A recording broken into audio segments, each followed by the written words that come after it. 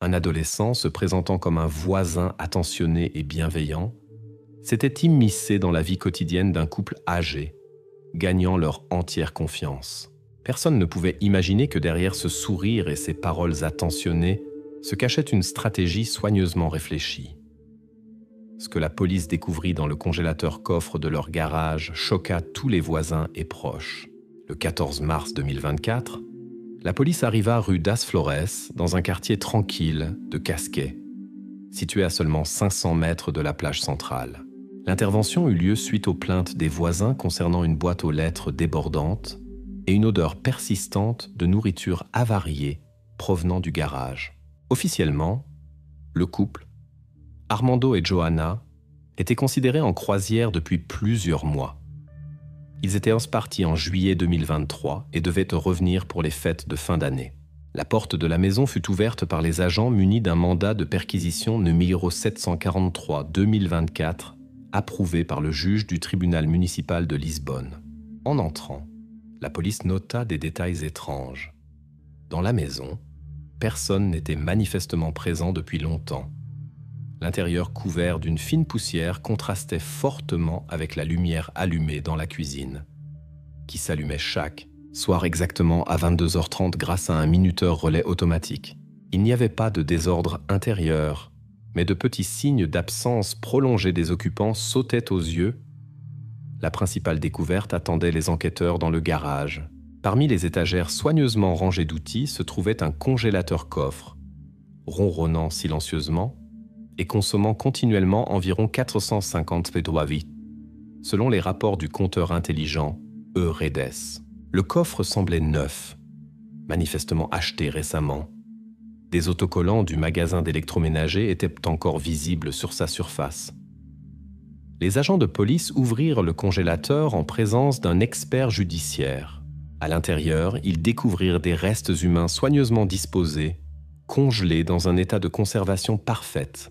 Les experts identifièrent rapidement les identités grâce à des signes indirects de vêtements et de bijoux. Les restes appartenaient à Armando et Johanna. Le couple que les voisins croyaient parti en long voyage n'avait en réalité jamais quitté sa propre maison. La réaction des voisins fut prévisible: peur, choc, méfiance mutuelle. L'enquête porta initialement son attention sur deux personnes. L'un d'eux, l'adolescent Rui, voisin de 17 ans et aide permanent de la famille. Il semblait perdu, donnait des réponses courtes aux questions de la police, mais n'évitait pas la communication. Le second suspect, João, pêcheur local, dont la maison se trouvait de l'autre côté de la rue. Entre lui et Armando avait eu lieu un conflit bruyant concernant une place de parking devant la maison. Ce conflit était bien connu de tout le quartier. En faveur de la version impliquant João parlait un témoignage évident. La voisine habitant en face informa la police qu'elle avait vu le pêcheur près de la maison du couple dans la nuit du 18 juillet 2023, seulement un jour après que le couple était supposé être parti en croisière. Les soupçons se portèrent immédiatement sur João, car il avait été aperçu tard dans la nuit, et à ce moment-là, il semblait être le seul à avoir un motif évident de nuire à Armando. Cependant, les enquêteurs ne tirèrent pas de conclusions hâtives. Un point important se détachait clairement dans la chaîne des événements. Selon les rapports de la compagnie Euredes, responsable de l'approvisionnement énergétique du quartier, la forte consommation d'énergie dans la maison du couple commença exactement dans la nuit de leur disparition, du 17 au 18 juillet 2023. C'est-à-dire que le congélateur installé dans le garage se mit en marche pratiquement immédiatement après la disparition du couple. Mais si la maison était vide, qui alluma l'appareil et pourquoi le congélateur continua-t-il à fonctionner sans interruption jusqu'au moment de la découverte? À ce stade de l'enquête, il fut décidé de revenir en arrière, à l'été 2023. C'est alors, selon la police, que naquirent les événements qui se terminèrent par la tragédie dans la maison de rue das Flores. Rui et João furent officiellement reconnus comme premiers suspects. Les preuves et témoignages devaient confirmer ou réfuter leur implication. L'information sur l'affaire était limitée et fragmentée, et la police comprenait qu'il restait beaucoup à élucider. Il y avait l'espoir que les détails, soigneusement cachés derrière les détails routiniers, remontèrent bientôt à la surface. Dès le début, l'enquête fut intriguée par une circonstance. L'adolescent Rui rendait visite au couple âgé de manière complètement désintéressée et régulière. Dans ses actions, aucun bénéfice évident ne se dessinait. Il ne demandait ni argent, ni service en échange. Cela semblait étrange et même suspect aux enquêteurs. Le 10 septembre 2021, presque 2 ans avant la disparition d'Armando et Johanna, la police vérifia les documents scolaires de Rui. D'après un certificat officiel, l'adolescent avait pris sur lui les responsabilités de bénévole. Il livrait les courses du supermarché, aidait aux tâches ménagères les voisins âgés. Formellement, cela était considéré comme un stage scolaire et était absolument gratuit. Les documents confirmant que Rui était inclus dans le programme d'aide aux personnes âgées. Les voisins confirmèrent également que l'adolescent rendait visite à Armando et Johanna quotidiennement. Ils entendaient régulièrement comment il les appelait « avos », c'est-à-dire « grand-mère » et « grand-père ». Cette proximité semblait naturelle. Aucun des voisins ne voyait rien de suspect. Lors de la communication avec l'enquête, Rui expliqua calmement ses visites quotidiennes au couple âgé. Il affirmait que Johanna était une excellente cuisinière et qu'il venait chez elle apprendre à préparer des plats traditionnels portugais. L'adolescent semblait parfaitement convaincant et racontait avec assurance son avenir. Il voulait entrer dans une académie culinaire et y faire carrière. Ses explications sonnaient de manière raisonnable et les enquêteurs ne remarquèrent aucun signe de nervosité ou de mensonge. À ce moment, la police n'avait plus de raison de soupçon direct. La sincérité de l'adolescent et sa crédibilité jouèrent leur rôle. La police relâcha son attention sur Rui, se concentrant sur d'autres pistes potentielles et suspects. Le comportement de l'adolescent, son calme et son ouverture semblaient complètement authentiques. Les soupçons concernant Rui parurent temporairement infondés. Cependant, une circonstance força par la suite la police à revenir à Rui. 2 jours avant le supposé départ d'Armando et Johanna, le 15 juillet 2023, les caméras de surveillance enregistrèrent Rui lors de l'achat précisément de ce minuteur relais qui fut ensuite utilisé pour imiter la présence du couple dans la maison. Personne n'y prêta attention à l'époque, mais l'enregistrement fut conservé et devint un indice crucial pour l'enquête. Les enquêteurs décidèrent de porter leur attention sur les étranges cartes postales envoyées au nom d'Armando et Johanna après leur disparition. Le 20 juillet 2023, les voisins commencèrent à recevoir ces cartes postales et chaque nouveau détail ne faisait qu'intensifier les soupçons de la police quant à qui pouvait réellement les envoyer. Les premières cartes postales reçues par les voisins après la disparition d'Armando et Johanna semblaient ordinaires. Nous sommes en croisière, tout va bien. Mais la question légitime se posait, comment envoyait-il ces cartes postales si le couple n'utilisait pratiquement jamais Internet et voyageait rarement seul, sans l'aide de parents? Le 20 juillet 2023, les voisins commencèrent à recevoir d'étranges cartes postales. Toutes portèrent le cachet postal officiel de la ville de Sesimbra, un petit village de pêcheurs situé à seulement 40 km de Casquet.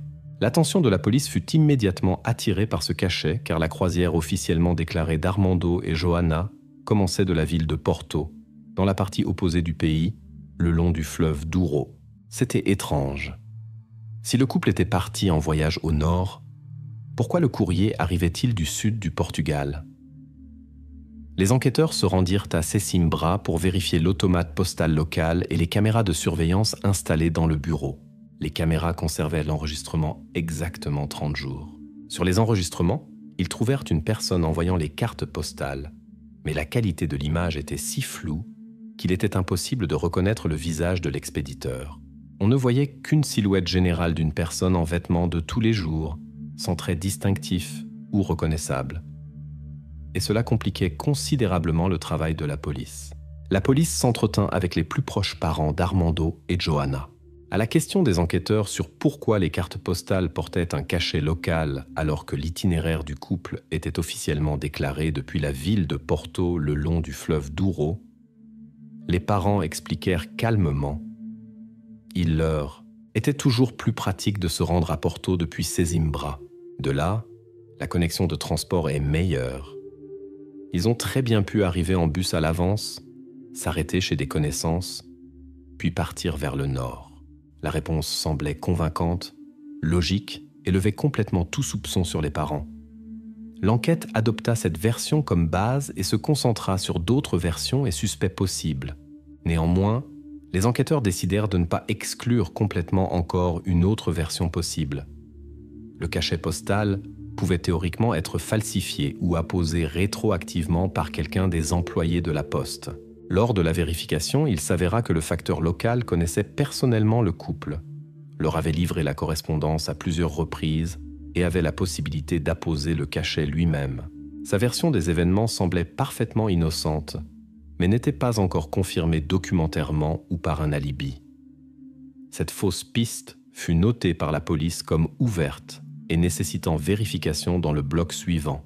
Parallèlement aux cartes postales, le technicien énergéticien de la compagnie Euredes informa la police d'une étrange coïncidence. Depuis la disparition d'Armando et Johanna, leur maison présentait une consommation électrique inhabituellement élevée et stable. Les données du compteur intelligent ne laissaient aucun doute. La consommation augmenta brusquement précisément en juillet, ces mêmes jours où le couple était supposé être parti. Cela indiquait clairement que quelqu'un utilisait activement l'électricité dans la maison, officiellement considérée comme vide. L'enquête déboucha sur une nouvelle ligne qui força la police à porter son attention sur les événements d'août. Le 2 août 2023, 2 semaines après avoir reçu les premières cartes postales, la maison d'Armando et Johanna apparut soudainement dans la liste des annonces Airbnb. Qui et pourquoi mit la maison vide en location? L'enquête devait l'élucider par la suite. Début août 2023, la maison d'Armando et Johanna, connue des voisins sous le nom de Casa d'Omar, apparut soudainement sur la plateforme Airbnb. Qui pouvait placer cette annonce si officiellement les propriétaires étaient en croisière et ne pouvaient absolument pas le faire eux-mêmes? Le 2 août 2023, l'enquête obtint accès aux informations de réservation de la maison. Le service de sécurité d'Airbnb transmit rapidement les données à la police après une demande officielle. Il s'avéra que la maison fut enregistrée sur la plateforme par un certain Rui M, qui avait téléchargé pour vérification une carte d'étudiant personnel avec une photo claire. L'argent de la location était transféré sur une carte virtuelle Revolut, ce qui rendait difficile la détermination directe du propriétaire du compte, mais le nom indiqué dans le compte correspondait à l'idée de Rui. L'adolescent, déjà familier à l'enquête, se retrouva à nouveau au centre de l'investigation. Cependant, les enquêteurs eurent un doute légitime. Quelqu'un d'autre aurait-il pu utiliser les données personnelles de l'adolescent à son insu? La police contacta les experts de la plateforme pour savoir à quel point il était facile de voler l'ID étudiant de quelqu'un d'autre et de l'utiliser pour la vérification Airbnb. La réponse du service de sécurité fut univoque. Techniquement, on peut utiliser le document de quelqu'un d'autre. Mais pour terminer la procédure de vérification, un selfie est requis, qui est vérifié par l'intelligence artificielle de la plateforme. Si le visage ne correspond pas à la photo du document, la procédure ne passera pas. Après vérification supplémentaire, le service de sécurité confirma. Le selfie envoyé au système de vérification correspondait exactement à la photo de Rui sur sa carte d'étudiant. Maintenant, l'enquête n'avait plus de doute sur qui avait placé l'annonce. L'adolescent Rui, officiellement considéré seulement comme aide du couple âgé, devint la figure centrale des soupçons de l'enquête. Pendant ce temps, le premier hôte arrivé à Casa d'Omar depuis Londres donna à la police un témoignage étrange. « J'ai été accueilli par un homme grand et barbu. Il m'a montré la maison, expliqué comment utiliser les appareils et donné les clés. Après cela, je ne l'ai plus vu. » La taille de l'adolescent Rui était de seulement 160 cm, ce qui ne correspondait manifestement pas à la description du témoin. Cela provoqua une nouvelle vague de doutes chez la police. Peut-être était apparu un autre complice, dont personne ne soupçonnait encore l'existence. Les enquêteurs s'adressèrent aux enregistrements de la caméra de surveillance dans l'entrée de la maison en face de Casa d'Omar, installée par les voisins un an plus tôt. La caméra enregistra la silhouette d'une personne entrant dans la maison à l'aide d'une clé à code le jour d'arrivée de l'hôte. Les experts analysèrent soigneusement l'enregistrement et déterminèrent la taille. La silhouette faisait environ 185 cm, significativement plus grande que l'adolescent Rui. Maintenant, il devint évident pour l'enquête qu'une troisième personne était impliquée dans l'affaire, dont la participation restait pour l'instant un mystère complet. L'enquête revint à nouveau en arrière à la date du 18 juillet 2023, quand eut lieu le conflit entre Armando et João, le pêcheur voisin. L'enquête supposait que ce conflit pouvait être lié à l'apparition du troisième homme dans l'histoire, ainsi qu'aux événements qui suivirent. La nuit du 18 juillet 2023 attira immédiatement l'attention des enquêteurs quand la voisine d'en face informa la police qu'elle avait vu le pêcheur João près de la maison d'Armando et Joana. La question dont s'occupèrent maintenant les enquêteurs était simple. Pourquoi João se trouvait-il là précisément dans la nuit où eut supposément lieu la disparition du couple? L'interrogatoire de la voisine Maria Costa, habitant en face, donna à l'enquête une compréhension claire de ce qui s'était passé. Maria confirma qu'environ à 22h15, elle entendit des voix fortes et même de brèves disputes entre Armando et João.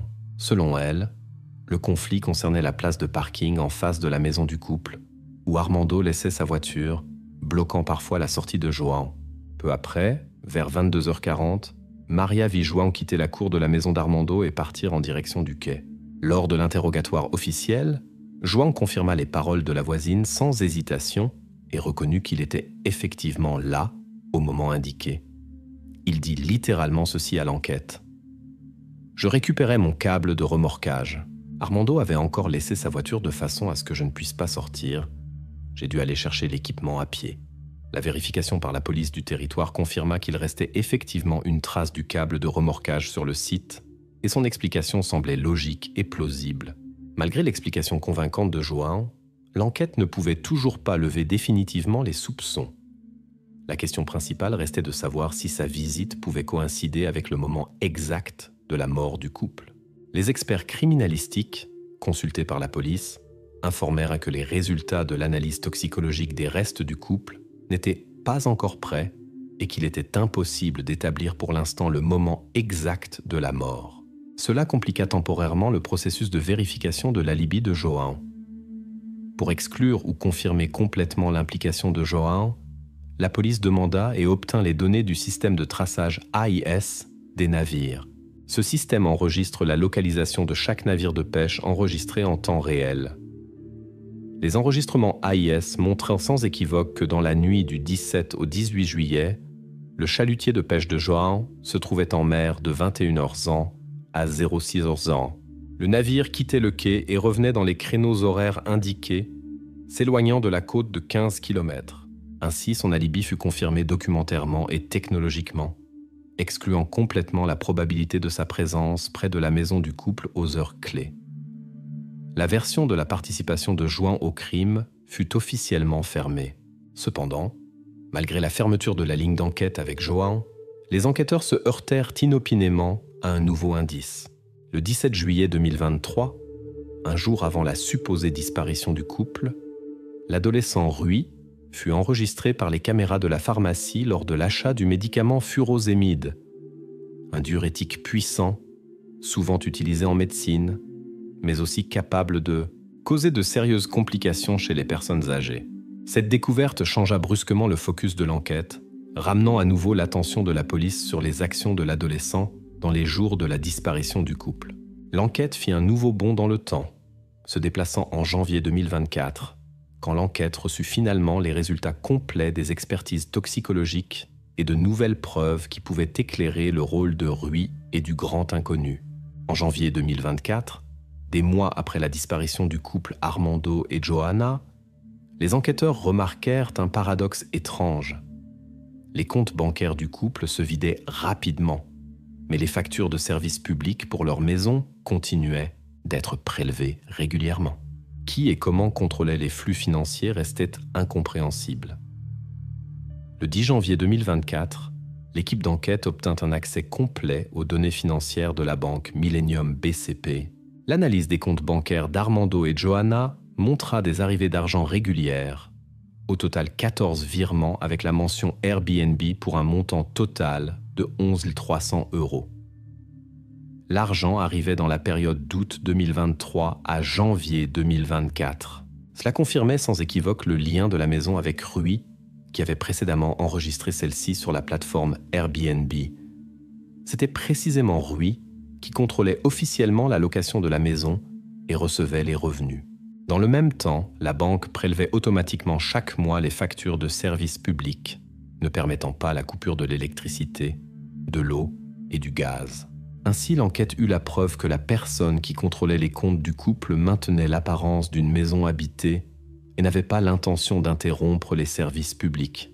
Les enquêteurs menèrent une expertise technique des données numériques, tentant de comprendre comment l'adolescent avait pu obtenir accès au système bancaire en ligne du couple. Les rapports des experts furent sans équivoque. Le mot de passe fut récupéré en juillet 2023 via le site officiel de Millennium BCP. La demande de récupération arriva directement depuis l'adresse IP du Wi-Fi domestique du couple, ce qui excluait complètement la possibilité d'intervention extérieure. L'enquête obtint la confirmation définitive. Quelqu'un de la maison du couple, ou ayant un accès complet à leur Wi-Fi, changea le mot de passe et contrôlait les flux financiers. Simultanément à l'enquête financière, la police ferma encore une autre fausse piste concernant le grand inconnu qui accueillait les hôtes Airbnb. La police rencontra à nouveau l'hôte londonien arrivé à Casa d'Omar. Le témoin examina en détail les photos des suspects et, de manière inattendue pour l'enquête, identifia avec assurance l'homme grand. Il s'avéra être son propre collègue de Londres qui se trouvait à ce moment-là à une conférence à Almada. La confirmation des billets de train exclut définitivement la possibilité de son implication. Le grand inconnu s'avéra être une personne fortuite et cette fausse piste fut officiellement fermée. Les enquêteurs se préparaient déjà à fermer la partie financière de l'enquête quand arrivèrent de nouvelles données de la compagnie énergétique Euredes. L'analyse des logs précis du compteur intelligent révéla un fait étrange et troublant. Le congélateur coffre trouvé dans le garage de la maison fut mis à puissance maximale précisément à 23h55 dans la nuit du 18 juillet 2023.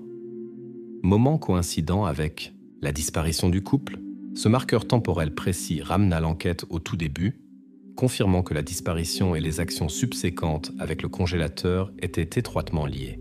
L'enquête accéléra à nouveau le rythme, passant au 28 mai 2024, date où furent enfin connus les résultats tant attendus des expertises toxicologiques des restes du couple.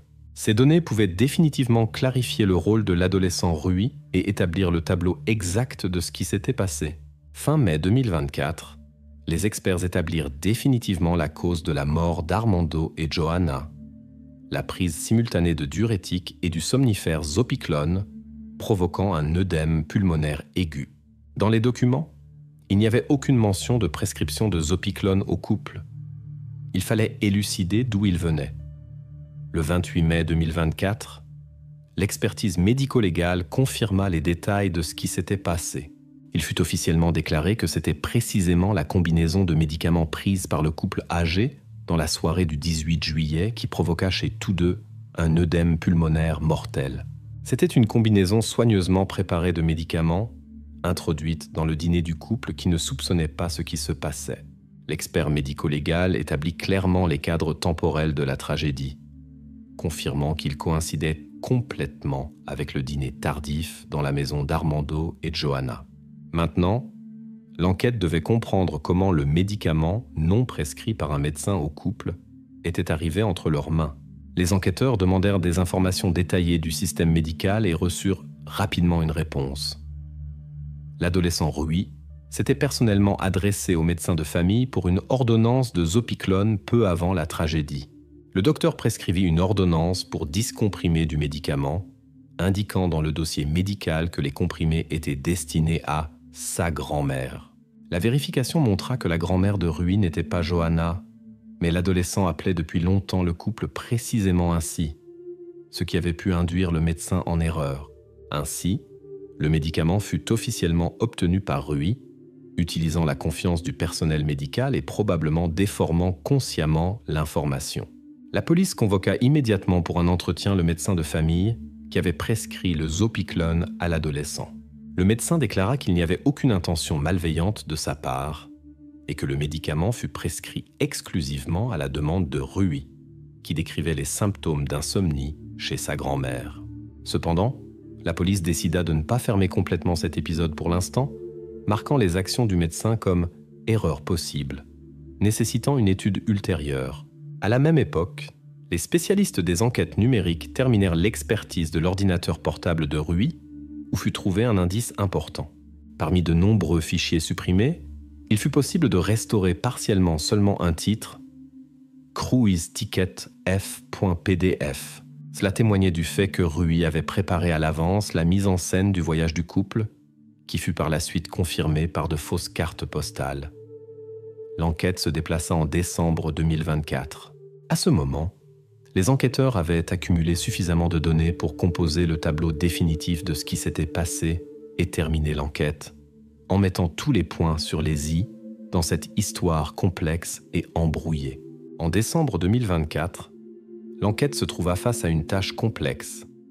Connecter les nombreux indices numériques en une chaîne unique menant à l'adolescent Rui, sans laisser en elle une seule rupture. Le 2 décembre 2024, les spécialistes de criminalistique numérique terminèrent l'analyse complète de toutes les données liées à Rui. Le tableau qui apparut devant eux était sans équivoque et effrayamment cohérent. L'adolescent planifiait soigneusement et prévoyait chaque étape. Les transactions financières de Rui furent tracées de la carte virtuelle Revolut à la bourse de crypto-monnaie Kraken, puis à travers des services spéciaux Mixer qui anonymisent les transferts. Au total, Rui réussit à faire passer par cette chaîne environ 17 000 €, obtenus principalement de la location de la maison via Airbnb. Un tel schéma pouvait sembler excessivement complexe pour un simple adolescent, mais les preuves étaient irréfutables et confirmées par l'expertise. Un autre indice numérique important fut le minuteur relais ESP-PA2-106 trouvé dans la maison du couple. Les experts prouvèrent que l'appareil fut programmé depuis l'ordinateur portable de Rui peu avant la disparition d'Armando et Johanna. C'était précisément cet appareil qui imitait quotidiennement la présence des habitants, allumant et éteignant la lumière et aidait à créer l'illusion que le couple se trouvait toujours à la maison. Il restait à l'enquête un point de principe. Y avait-il suffisamment de preuves numériques pour porter des accusations contre Rui ? À cette question, les experts répondirent sans équivoque et avec assurance. Ils déclarèrent que la chaîne numérique créée par l'adolescent était absolument ininterrompue. Des flux financiers à la configuration du minuteur relais et à l'achat de médicaments, toute l'information était solidement liée à une seule personne, Rui. C'était suffisant pour lui porter des accusations officielles. La question avec le médecin qui avait prescrit le somnifère à Rui fut également officiellement fermée. Le médecin fournit à la police l'enregistrement vidéo de la consultation, où l'adolescent demandait personnellement l'ordonnance, argumentant par une insomnie sérieuse de sa grand-mère. Sur l'enregistrement, Rui se comportait calmement et de manière convaincante, ne suscitant aucun soupçon chez le médecin. Après visionnage de la vidéo, l'enquête leva officiellement les accusations contre le médecin d'erreur possible ou de négligence. Ainsi, cette fausse piste fut fermée complètement et définitivement. Néanmoins, l'avocat de Rui entreprit une démarche inattendue, visant à saper la preuve principale. Il déposa une requête au tribunal exigeant d'exclure de l'affaire les logs de la compagnie Euredes, ayant enregistré la puissance du congélateur coffre comme secret commercial. Le tribunal ne prit pas de décision immédiatement, laissant l'examen de cette question cruciale pour plus tard. Cela signifiait que la preuve numérique clé pouvait sortir de la chaîne générale, mettant en danger toute l'accusation. Le procès fut fixé au 17 janvier 2025. L'enquête approchait de la finale et seule la décision du tribunal pouvait définitivement consolider ou détruire le tableau soigneusement construit des preuves numériques et physiques. Le 17 janvier 2025, le tribunal de la ville de Setúbal termina finalement l'examen de l'affaire que tout le Portugal avait suivi avec tension pendant presque 2 ans. Dans la salle du tribunal, remplie de journalistes et d'observateurs, le juge lut le verdict. L'adolescent Rui fut reconnu coupable de 2 accusations graves, homicide volontaire avec circonstances aggravantes et escroquerie informatique. L'enquête réussit à reconstituer étape par étape la séquence tragique des événements, révélant toutes les phases du plan soigneusement réfléchi que l'adolescent avait mis en œuvre. Le soir du 18 juillet 2023, Rui fut invité à dîner. Personne ne soupçonnait qu'à ce moment-là, il avait déjà réussi à mélanger dans la nourriture des doses soigneusement mesurées de diurétiques et de zopiclone. Ces médicaments, pris ensemble, provoquèrent chez Armando et Johanna un œdème pulmonaire rapide et presque silencieux pendant leur sommeil. En quelques heures, il n'était plus. Et le couple ne se réveilla jamais. L'étape suivante fut la dissimulation des conséquences. Rui transféra les restes du couple dans un congélateur-coffre acheté à l'avance, installé dans le garage. À 23h55 dans la nuit, l'appareil fut réglé sur le mode de fonctionnement maximal. Cela fut confirmé par les logs précis de la compagnie énergétique qui devinrent la preuve décisive de l'affaire. La création de l'illusion de vie continua même après ces événements tragiques. Rui envoyait personnellement aux voisins des cartes postales au nom d'Armando et Johanna, tentant de convaincre tout l'entourage que le couple était parti en long voyage. Ces mêmes jours, l'adolescent programma le minuteur relais pour l'allumage et l'extinction régulier de la lumière, ce qui maintenait l'impression extérieure d'une maison habitée. Pour plus de crédibilité, Rui mit la maison sur Airbnb, la louant plusieurs fois et en tirant des revenus. La partie financière du plan s'avéra non moins réfléchie. Les 17 000 € obtenus de la location, l'adolescent les transféra sur une carte virtuelle Revolut, d'où les fonds furent retirés via la bourse de crypto-monnaie Kraken vers des portefeuilles crypto anonymes à l'aide de services spéciaux de mélange de transactions. Cet argent fut irrémédiablement perdu pour l'enquête, ce qui ne faisait que souligner le niveau de préparation de Rui. Au moment où le tribunal se préparait déjà à annoncer le verdict définitif, l'avocat de l'adolescent entreprit une dernière tentative désespérée. Il exigea d'exclure des matériaux de l'affaire la preuve principale, les logs intelligents de la compagnie énergétique, déclarant que c'était supposément un secret commercial. Une pause tendue s'installa dans la salle, mais une minute plus tard, le juge rejeta froidement et brièvement la requête de la défense, déclarant que les intérêts de la justice primaient sur les intérêts commerciaux de toute compagnie. Le juge lut clairement et avec assurance le verdict définitif. Rui fut reconnu coupable sur tous les points d'accusation. Le regard de l'adolescent à ce moment n'exprimait ni regret, ni peur. C'était le regard d'une personne qui avait agi de manière calculée, sans émotion, croyant jusqu'à la fin que son schéma numérique soigneusement construit resterait intouchable. Mais maintenant, c'était une illusion, définitivement détruite par la justice. Une seconde plus tard, la caméra enregistra ce regard froid et vide. Puis l'écran s'éteignit brusquement, laissant le spectateur seul avec ses pensées sur la façon dont on peut utiliser calmement et cyniquement la confiance des gens à ses propres fins.